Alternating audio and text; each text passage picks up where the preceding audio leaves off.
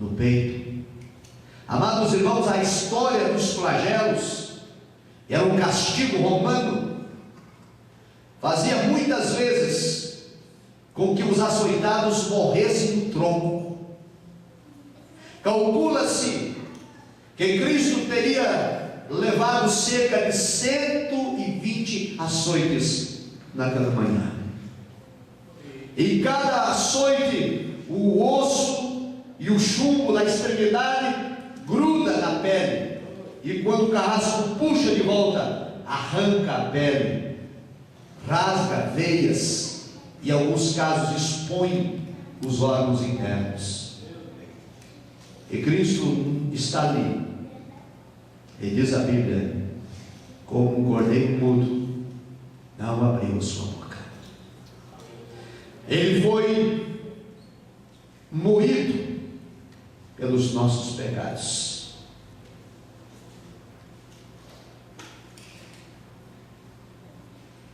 Eu fico pensando na cena.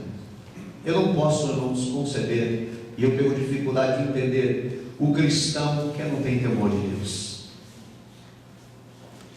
Ele não tem temor em mentir, ele não tem temor em ser falso, ele não tem temor em ser hipócrita, ele não tem temor em fechar a mão para o reino de Deus e ser sovina e não contribuir e não dizimar.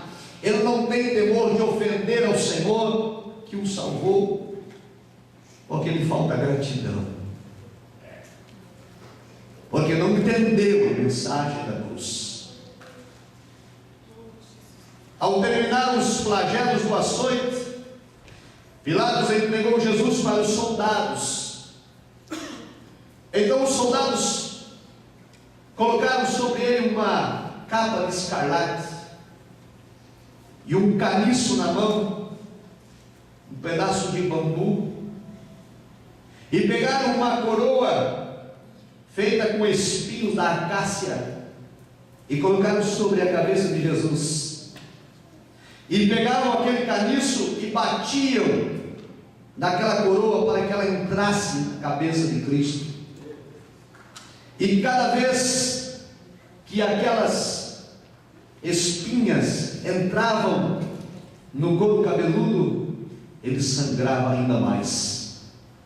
E batiam com força várias vezes e diziam: salve, rei dos judeus!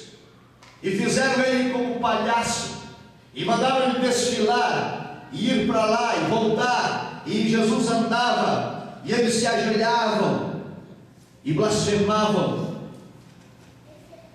e diziam: salve, rei dos judeus! Mas ele não abriu a sua boca.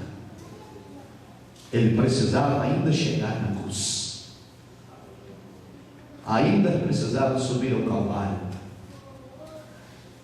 Tiraram então a capa de escarlate e lhe colocaram a cruz sobre os ombros. Jesus tinha feito a última refeição da Páscoa na quinta-feira anterior, e a refeição da Páscoa eram pães asmos, pão sem fermento. Onde ele instituiu a ceia, ele comeu o pão sem fermento e bebeu o cálice. E ele está agora a noite toda acordado. O dia amanheceu, ele foi açoitado, esbofeteado, colocaram uma coroa na cabeça, não lhe deram nada para comer e nem para beber, e ele está fraco. Ele coloca uma cruz sobre os ombros, aproximadamente 50 quilos pesava a cruz. E ele vai em direção ao Calvário, são 600 metros, desde o pórtico de Pilatos até o Gólgota. E ao contrário do que muitos dizem, a Bíblia registra que num dado momento no caminho, Jesus não suportou o peso da cruz. Ao ponto de que os soldados, para apressarem a execução, chamaram um sirineu que estava entre a multidão para ajudar Jesus a levar a cruz. Isso demonstra, igreja, a debilidade física o mal-estar, a fraqueza de que o Cristo se encontra. Perdeu muito sangue, está desidratado, está para desmaiar. Bendito seja o nome do Senhor. Eles chegaram à cruz do Gólgota. Ele está com sua túnica. Antes de açoitá-lo, tiraram a túnica, depois colocaram de novo.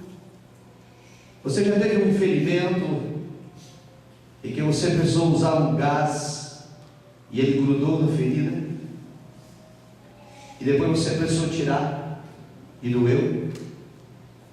Você pode imaginar o corpo de Cristo está cheio de chagas, feridas por todo o corpo, feridas abertas, sangrando, e sua túnica está grudada no seu corpo com sangue.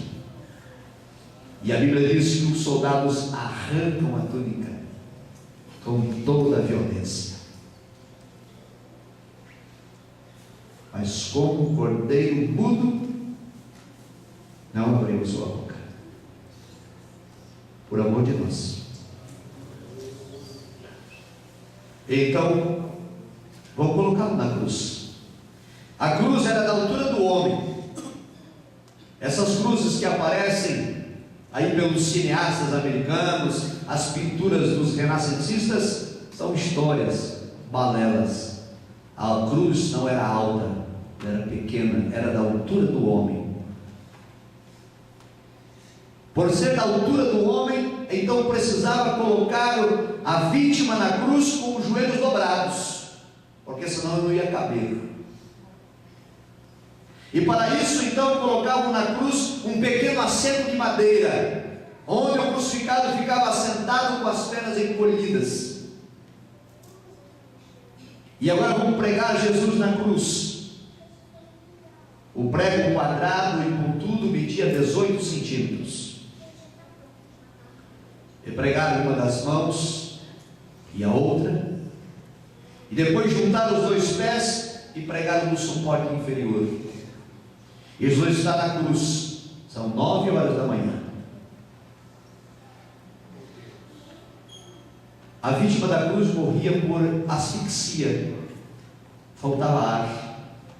A pessoa ficava encolhida, com os braços esticados, e o pulmão não conseguia respirar. E estavam com os braços esticados, os joelhos dobrados. Então, num esforço sobre-humano, a vítima na cruz forçava os dois pés e se erguia na cruz para puxar o ar, o fôlego, e ter uma sobrevida. Por isso quebravam as pernas do crucificado, para ele não poder se levantar e não poder respirar. E Jesus está sofrendo, e a Bíblia diz: o castigo que nos traz a paz estava sobre ele. Quando deu meio-dia, a Bíblia diz que a natureza reclamou da agonia do Criador. O sol recusou em dar a sua luz, e houve trevas sobre toda a terra, do meio-dia até as 3 da tarde.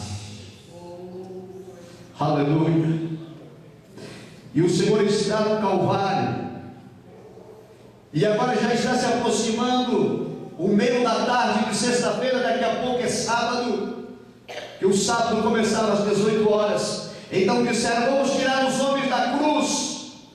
E foram quebrar as pernas do primeiro que estava à esquerda, e foram quebrar a perna do outro, para apressar a morte daqueles homens.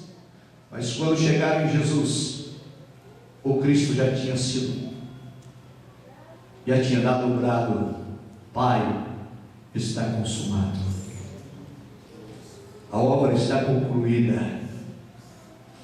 Então o soldado, para certificar que o Cristo estava morto, pegou da sua lança e o transpassou, e do ferimento saiu água e sangue, o que autentica que o pericárdio, o coração de Jesus, foi transpassado pela lança.